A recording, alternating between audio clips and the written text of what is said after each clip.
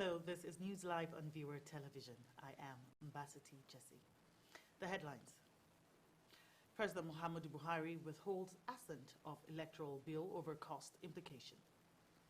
House of Representatives approves 17.1 trillion naira 2022 budget. Plus, Japan executes 3 death row prisoners for first time in 2 years.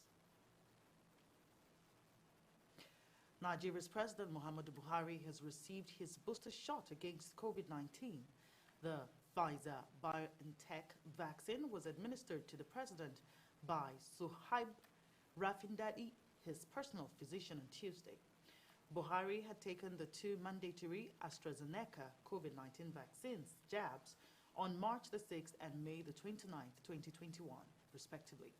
Speaking to reporters after the president took his jab, Executive Director of National Primary Health Care Development Agency, Faisal Shuaib, said the development will demonstrate the safety and effectiveness of the vaccine to Nigerians. Shuaib urged anti-vaxxers to push aside conspiracy theories, adding that the vaccine is not harmful to humans. President Muhammadu Buhari says he withheld assent to the 2021 Electoral Act Amendment Bill because of the huge financial burden on political parties, INEC, as well as security agencies.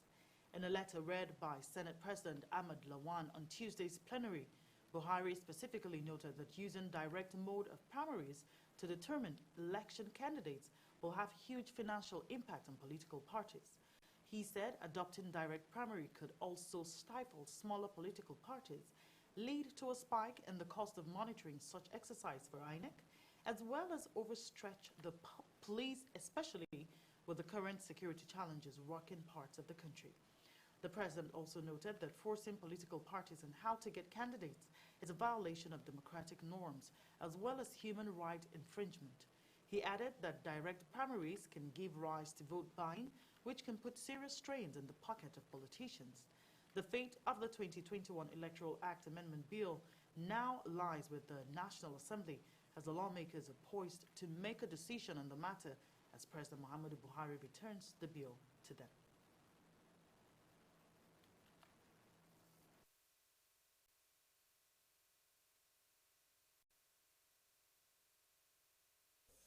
Withholding of assent to Electoral Act Amendment Bill 2021.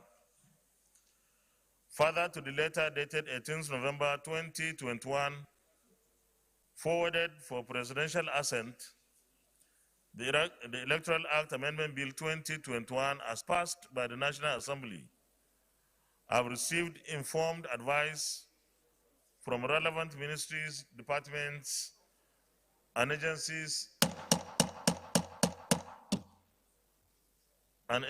of the government, and have also carefully reviewed the bill in light of the current realities prevalent in the Federal Republic of Nigeria in the circumstances. Arising from the review, Mr. Senate President may wish to note that the conduct of elections for the nomination of party candidates solely via direct primaries, as envisaged by the Electoral Amendment Bill 2021, has serious adverse legal, financial, economic, and security consequences which cannot be accommodated at the moment, considering our nation's peculiarities.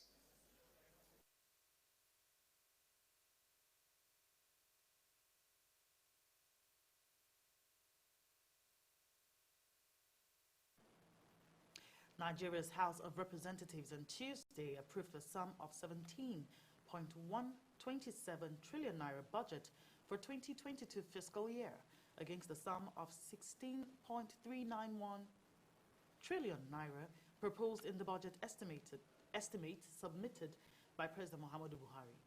Breakdown of the budget showed that statutory transfer will take 869.667 billion naira, recurrent expenditure of 6.910 trillion naira, capital expenditure of 5.467 trillion naira, and debt services of 3.870 trillion naira.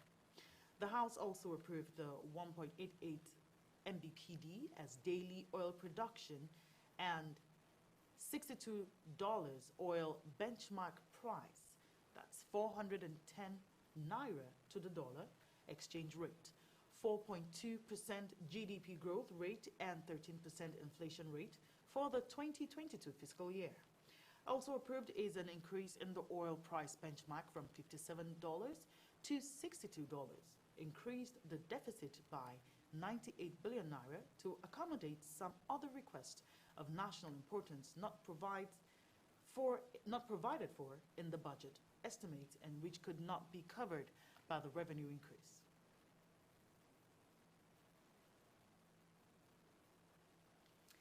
Ahead of the 2023 general elections, the Independent National Electoral Commission, INEC, has tabled before the National Assembly a sum of 305 billion naira as projected expenditure for the general elections. Chairman of INEC, Professor Mahmoud Yakubu, made the submission when he appeared before the Senate Committee on Appropriation on Monday in Abuja.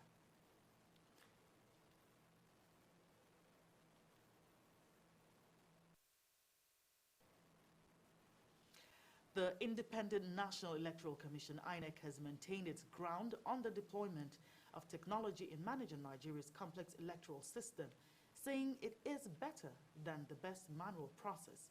This comes hours after President Muhammadu Buhari's refusal to assent to the Electoral Act Amendment Bill, which contained clauses on the electronic transmission of election results and imposition of direct primaries on political parties. Specifically, the INEC chairman, Professor Mahmoud Yakubu, speaking in Abuja during a meeting with resident electoral commissioners, said with INEC's automatic biometric identification system, the commission has been able to prevent multiple registrations in the Federal Capital Territory ahead of the area council polls. According to him, the INEC result viewing portal and the bimodal voter accreditation system, which has now replaced the smart card reader for verification and authentication of voters, have come to stay. Vice President Yemi Osinbajo has expressed optimism that the African Development Bank's $600 million support fund for digital and creative enterprise in Nigeria will be ready by early 2022. Osinbajo said this at an interactive session with graduates of Edo Tech Park in Benin City, Edo. He said that the federal government was committed to supporting young tech entrepreneurs and creating an enabling environment for them to thrive. According to him, one of the reasons why Nigeria has a good number of successful fintechs is because of the Creativity Council. Osinbajo said that the council looked at all the policies and regulations around the licensing and regulation of payment companies. He said that the CBN then developed a number of licenses which were issued to fintech companies but were not banking licenses. According to him, too much government involvement in the business space will create chaos. Hence, it is better for it to operate as a regulator. Osinbajo had earlier unveiled the Edo Shared Facility for Furniture Production in Benin City and also performed the groundbreaking of the permanent site of the Edo Tech Park. At the moment, we have an AFDP fund in the order of $600 million. We hope that that will come into place early next year. The AFDP has already approved it, the board has already approved it, so we're ready to take on that fund. And that fund is called the iDice Fund. The whole idea is that it will support enterprises such as the training. And it also support individual training in various areas of technology and creativity. Osinbajo noted that one of the reasons Nigeria had a good number of successful fintechs was because of the Creativity Council. So one of the reasons why we were able to have the kinds of fintechs and the successes that fintechs have had is because of the Creativity Council. When News Live returns, the Plateau State University chapter of the Academic Staff Union of Universities has commenced an indefinite strike to press home its demands.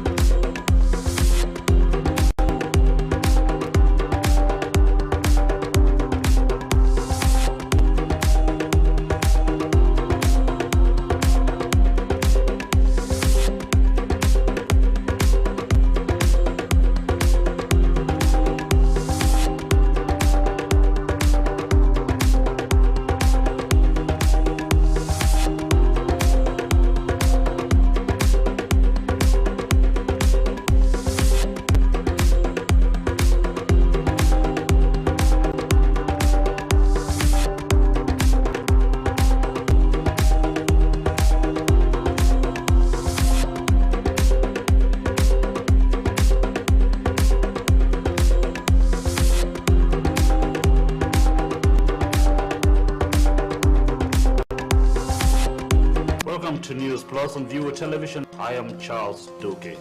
Hello and welcome to News Plus on Viewer Television. I am Joy Malik. Hello and welcome to News Plus. I am John Matike. Hello and welcome to News Plus. I am Eke Omarfon.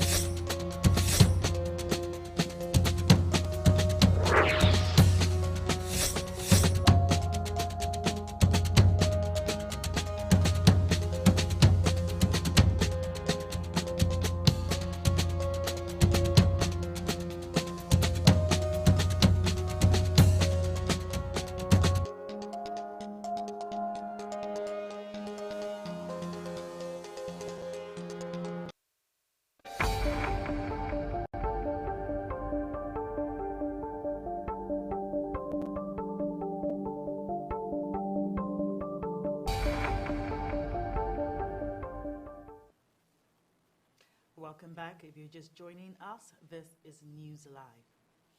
A recap of our top stories. President Muhammadu Buhari withholds assent of electoral bill over cost implications. House of Representatives approves 17.1 trillion naira 2022 budget plus. Japan executes 3 death row prisoners for first time in 2 years. The federal government has reinstated Emirates' winter flights schedule to Nigeria. The schedule consisted of 21 weekly passenger flights to Nigeria, comprising 2 daily flights to Lagos Airport and 1 daily flight to Abuja Airport. This was contained in a letter dated December the 21st and signed by Musa Nuhu, Director General of the Nigerian Civil Aviation Authority. The letter was addressed to the country manager, Emirates Airlines, Nigeria. Emirates is the largest airline and one of 2 flag carriers of the United Arab Emirates. The other is Etihad Airways. Airpeace had requested a slot of 3 weekly flights from Nigeria to Sharjah Airport in the UAE, but only 1 was granted. The UAE's GCAA blamed the airline for pulling out of Sharjah Airport and so should not expect to retain its flight frequency there, a claim Airpeace has denied. In retaliation to the UAE's treatment of Airpeace, the federal government cut Emirates slots from 21 to just 1, causing Emirates to pull out of the Nigerian route indefinitely. Last week, the UAE finally conceded 6 slots to Airpeace, both at the Dubai and Sharjah airports. The president of the Nigerian Chartered Institute of Purchasing and Supply Management, Jibrin Ado, has advocated for the establishment of the National Council for Public Procurement to effectively combat corruption in public places. Ado made the call in an interview with the Nigerian news agency on the sidelines of the Institute's annual general meeting in Abuja. Ado, who called on President Muhammadu Buhari to accelerate action on the establishment of the council, said he will complement his efforts in fighting corruption in the country. He stressed that a properly constituted and inaugurated National Council for Public Procurement will further strengthen and institutionalize the fight against corruption, which had become a recurring decimal point for Nigeria's development. The establishment of the council, he said, will ensure that the Public Procurement Office carries out its functions based on transparency, competence, integrity, and the guarantee of the value for money of the bids. Also, the Institute's Secretary Muhammad Aliyu called on President Muhammadu Buhari to strengthen procurement in the public sector to combat corruption effectively. Aliyu said that almost all corruption practices in the public sector have links to procurement, hence the need to strengthen the sector as it is important for economic growth. He expressed concern that procurement on which budgets are based had long been neglected and suggested that professionals should be involved in all procurement processes. One, let him make sure that the National Council of Procurement is established. And then let him insist that all professional members of the institute work as procurement officers. That's the only way, because you cannot allow anybody to run just because he has gone through 1-2 weeks training, then you call him a professional. We train people at least a minimum of 18 months. After your graduation, whatever, at least for 18 months. And some, like those who went to polytechnics, they spent 4 years in ND and HND in procurement or in purchasing. Then they are given another 1-year training by the institute to become professional. You cannot compare that with just somebody that will just learn 2 weeks training and say he's a professional, and we expect a very good performance there. That's why we are having problems in the country. And when you look at major problems and problem of the country, so far that is to do with procurement. Every scandal in the country, when you look at it, it's linked to the procurement. So that is it. Billions of naira, billions of dollars are being used on this scandal because of problems of procurement.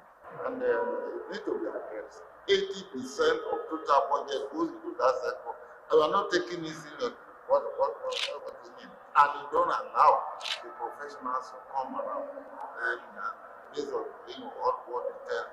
Why don't he, based on issue that we have been saying all the time, call the procurement professional which way forward in managing the resources of this country? There are people that are there that will do the job in it, but they are not because they don't have access to it. The biggest challenge that have faced the institute is that prominently among what happened globally, it has direct impact on the institute because the global supply chain have been disrupted and Nigeria is not an exception. But you find out that the pandemic had brought about lull in the activities which has to do with manufacturing and making available what are required for the smooth running of an economy as well as individual bodies across the country and also extend to the global arena. Yes, and it has affected us because one, the institute has to try as much as possible again to reschedule her training, which was done through the planning we had in year 2019, 2020. We have to try as much as possible to match up in terms of creating the opportunity to offer that service again. Because each time, every year, we necessarily have to conduct our mandatory proficiency development program because it has to do with knowledge advancement in the field of procurement and supply chain management. We keep doing it and we try as much as possible, and God has been very good to us that we are able to pass back all that we have mounted as a result of the pandemic. The Plateau State University chapter of the Academic Staff Union of Universities on Monday commenced an indefinite strike to press home its demands for improved welfare and working environment. This is contained in a statement issued on Tuesday in Jos and jointly signed by Dr. Hassan Zita and Dame Beatrice, the chairperson and secretary of the union, respectively. The union said that the decision to declare the strike action was reached at its Congress held on Monday, the 20th of December. It explained that the Plateau government had failed to honor the agreement it entered with the union, hence the decision for the industrial action. The union, in the statement, further explained that the lingering issues border around rising insecurity around the university and non-payment of earned allowances. The reasons, the union said, were paucity of accommodation for both students and staff and the need for the government to construct more lecture halls, among others. It said that the government had failed to address security concerns by deploying the services of armed civil defense corps. The National Drug Law Enforcement Agency said it arrested 226 suspects in connection with the drug trafficking in Ebonyi between January and December 2021. Isa Adoro, the NDLEA commander in the state, made a disclosure in an interview with the newsmen on Tuesday. Adoro said the suspects comprise 192 males and 34 females and are within the ages of 13 and 75. The commander also said that 12,241 tramadol 100 mg capsules amounting to 4.777 kilograms were seized during the period. He said that other illicit drugs seized during the period included diazepam, flunitrazepam, pentazocine injection, lignosin, methamphetamine, and cannabis sativa. He also hinted that in 2020, 231 arrests were made while 591.014 kg of drugs were seized, compared to the 226 arrests and 4.777 kilogram seizure in 2021. The federal government says it has digitized payments for Nigerian passports and advising citizens to avoid patronizing touts and unscrupulous officials when applying for the document. Minister of Interior Rauf Aregbesola stated this at the Oyo State Command of the Nigerian Immigration Service headquarters in Ibadan, Oyo State, during the rollout of the enhanced e-passport with polycarbonate data, page, and other security features. While unveiling the new e-passport, he noted that the new development was part of the reforms indicating the migration of international passport application and payment to digital platforms.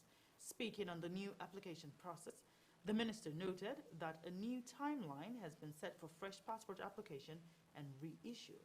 On the new enhanced passport being rolled out in Ibadan, the Oyo State capital, the minister noted that the passport is an improved document with high security features.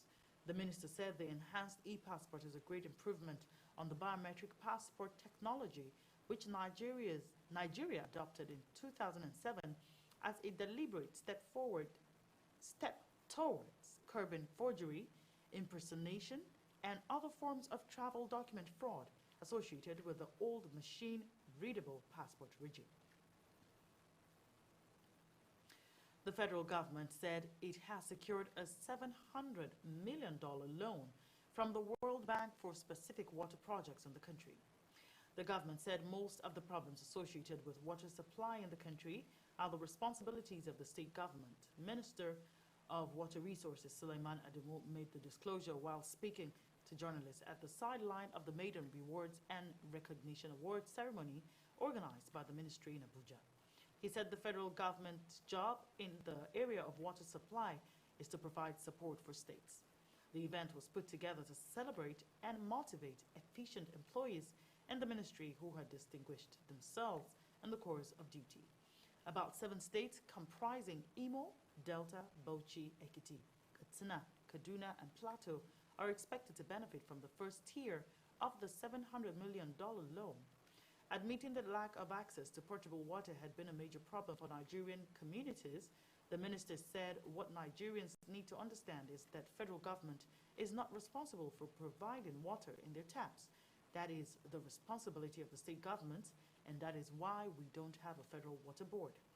Adamu expressed confidence that the National Water Resources Bill currently before the National Assembly, which had generated controversies, will be passed in 2022. And now we move to business news right after the break.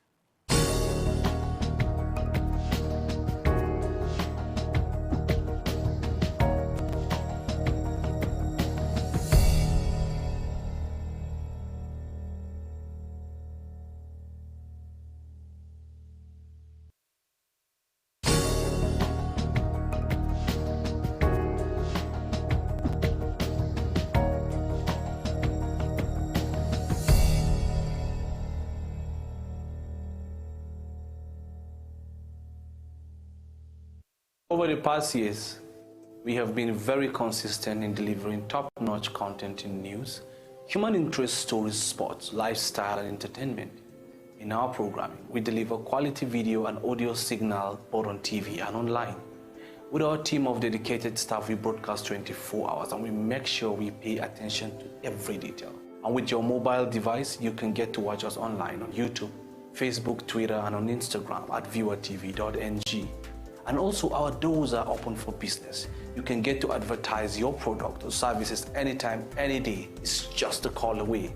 Why not contact us on 081-2121-2278 or send us an email on info@viewatv.com.ng. We are always here for you.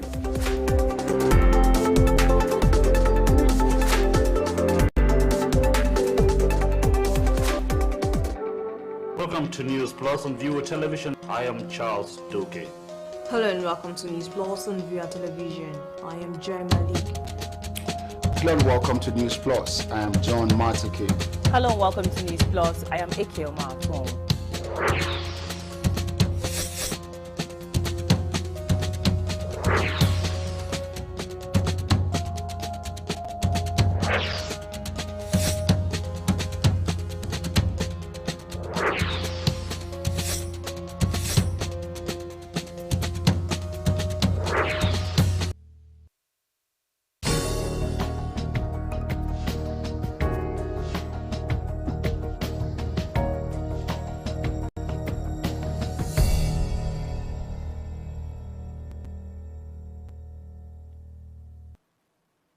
Welcome back.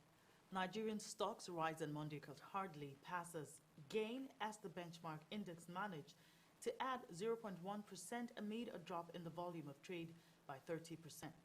The little appreciation would not have been possible but for a relatively big demand for the shares of two big banks, FBN Holdings and GTCO, as well as those of Dangote Cement. Of the five sector indexes tracked by the Nigerian exchange, while the rest advanced. Market breadth used for determining investors' sentiment to trade closed on a positive note, given that 21 gainers were recorded in contrast to 11 laggards.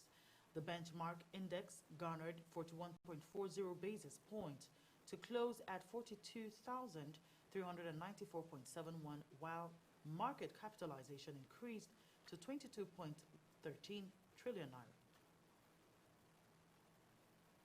Foreign telecommunications companies, telcos, who wish to terminate calls to their counterparts in Nigeria will now have to pay a minimum of $0.045 per minute to have the call go through.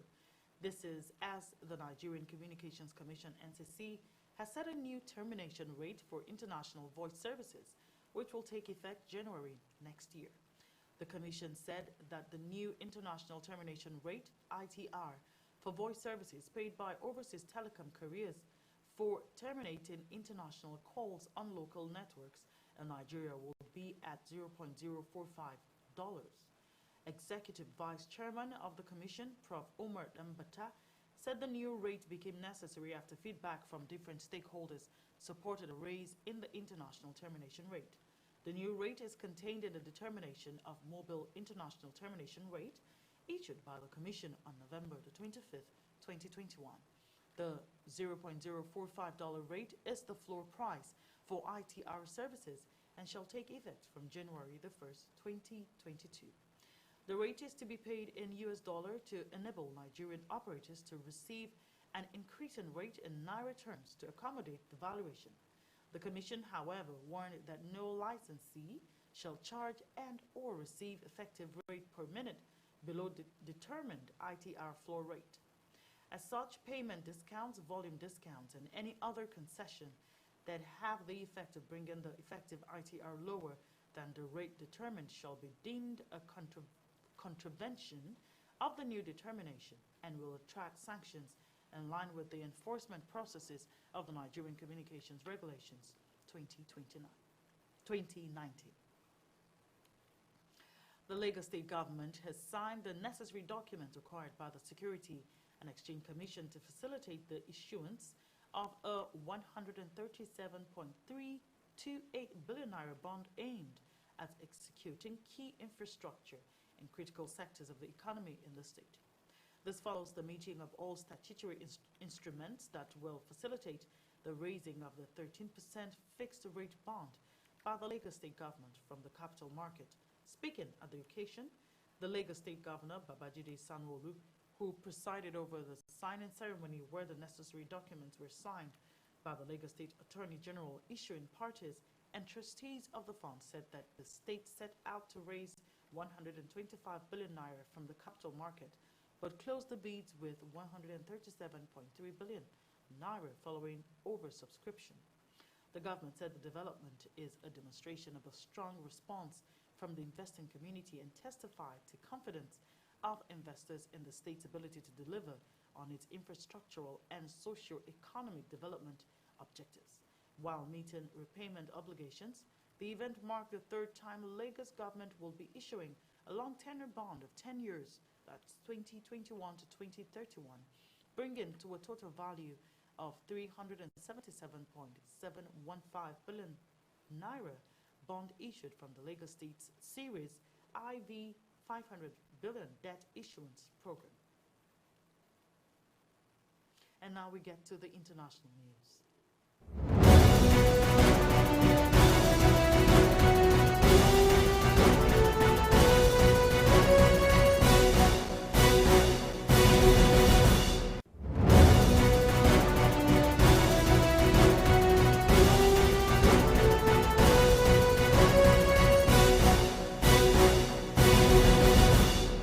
Over the past years, we have been very consistent in delivering top-notch content in news, human interest stories, sports, lifestyle, and entertainment. In our programming, we deliver quality video and audio signal both on TV and online. With our team of dedicated staff, we broadcast 24 hours and we make sure we pay attention to every detail. And with your mobile device, you can get to watch us online on YouTube, Facebook, Twitter, and on Instagram at viewertv.ng. And also, our doors are open for business. You can get to advertise your product or services anytime, any day. It's just a call away. Why not contact us on 081-2121-2278 or send us an email on info@viewertv.com.ng. We are always here for you.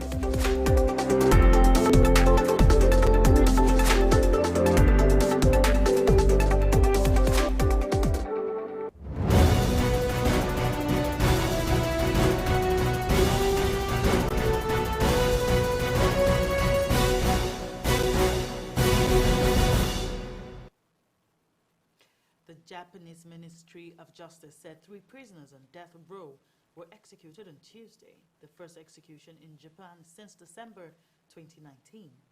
These executions are the first under Prime Minister Fumio Kishida's administration. The 3 were identified as Yasutaka Fujishiro, 65, who killed 7 of his relatives in Hyogo Prefecture in 2004, Tomoaki Takenezawa, 54, and Mitsunori Onogawa, 44, who were convicted of killing 2 employees at 2 separate pachinko parlors in Gunma Prefecture in 2003. Fujishiro was sentenced to death by the Kobe District Court in Western Japan in May 2009, and the decision was finalized in June 2015 after an appeal was rejected by the Supreme Court. The Saitama District Court near Tokyo sentenced Takanezawa and Onogawa, who also robbed one of the victims and stole money from one of the pachinko parlors, to death. The death penalty on Takanezawa was finalized in July 2005 after he withdrew his appeal, while Onogawa's sentence was finalized in June 2009 at the Supreme Court. Following the executions, the number of inmates sitting on death row in Japan now stands at 107. Epicenter, a Stockholm-based startup, has unveiled a new way of carrying around a COVID vaccine passport and a microchip implanted under the skin. The implant can be read by any device using the near-field communication protocol, technology used for contactless payments and keyless entry systems. In a video shared by Epicenter, Ans Joblad, Chief Distribution Officer, has the chip in his arm and simply waves a smartphone over it to pull up his vaccination status. Although lockdowns have since eased worldwide, the coronavirus is still running rampant and is mutating into new variants that are harder to stop from spreading. However, the world now has access to vaccines which ease the symptoms of the deadly virus, and information of vaccine status is provided in paper or digital form, known as a COVID passport. Many venues, restaurants, bars, concert halls, and museums across the U.S. are requiring visitors to present their vaccination status in order to enter the building. And Epicenter wants to make presenting this information as easy as possible. So I have a chip implant in my arm, and I have programmed the chip so that I have my COVID passport and on the chip. And the reason is that I always want to have it accessible. And when I read my chip, I just swipe my phone on the chip, and then I unlock, and it opens up. This is a PDF, which is my COVID passport. And this means that it's always accessible for me, or for anyone else really who wants to read me. For example, if I go to the movies or go to a shopping center, then people will be able to check my status, even if I don't have my phone. If you understand how these implants work, they don't have a battery. They cannot transmit a signal by themselves. So they're basically passive. They're asleep, right? They can never tell your location. They're only activated when you touch them with your smartphone. So this means that they cannot be used for tracking anyone's location. And what matters to me is that the people who get chip implants, they do so because they are, on a volunteer basis, and because they're curious and they want to work with this technology. Tens of thousands of protesters filled the center of Buenos Aires on Monday to mark the 20th anniversary of Argentina's Great Crisis, when a social outbreak over an economic meltdown saw 39 people killed in a government crackdown. At around midday, dozens of trade unions, social movements, and left-wing parties descended on the Plaza de Mayo Square in front of the presidential palace to mark the events from 2001. Demonstrators held up banners denouncing the IMF and heating out adjusters, those politicians that favor austerity measures to solve the country's economic woes. The Great Crisis has left a lasting trauma amongst Argentines and a constant fear of what financial horrors could befall them next in a country with one of the highest inflation rates in the world and poverty reaching 42% of the 45 million population. President Alberto Fernandez received parents, friends, and family of the 2001 event's victims at the presidential palace for a tribute and unveiling of a plaque with the 39 victims' names, which was affixed on the entrance gates.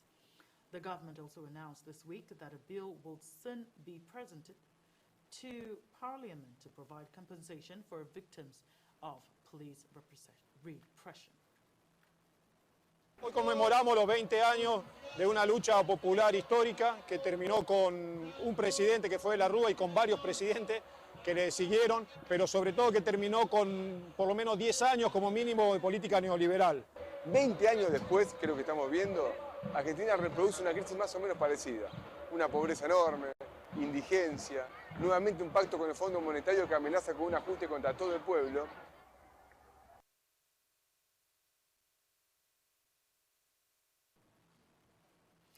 Beaten, forced off their land, cheated out of money, and even falsely imprisoned, farmers in China say they are paying a heavy price as authorities rush to deliver on ambitious pledges to ramp up national green energy output. China's Winter Olympics 2022 will be the first games to be run entirely on wind and solar energy and have built scores of facilities to increase capacity, but activists warn ordinary people are being exploited by land grabs in the process. To ensure an uninterrupted power supply for the games and clear the winter smog choking the Chinese capital, Hebei province neighboring Beijing has built a giant plant that takes in power from renewable projects in the province. That one plant creates 14 billion kilowatt hours of clean electricity every year, similar to the annual energy consumption of Slovenia. But for farmers like Long and his neighbor Pai, the green energy boom has forced villagers to sign contracts leasing their land to the solar park built by State Power Investment Group, one of the 5 biggest utility companies in the country.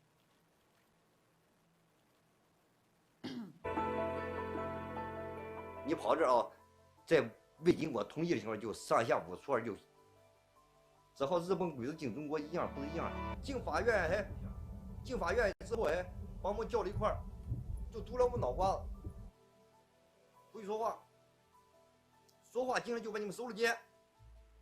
改签字啊，你最起码就你让我们看看内容是什么东西吧，让我签字。一聊就让我们签字。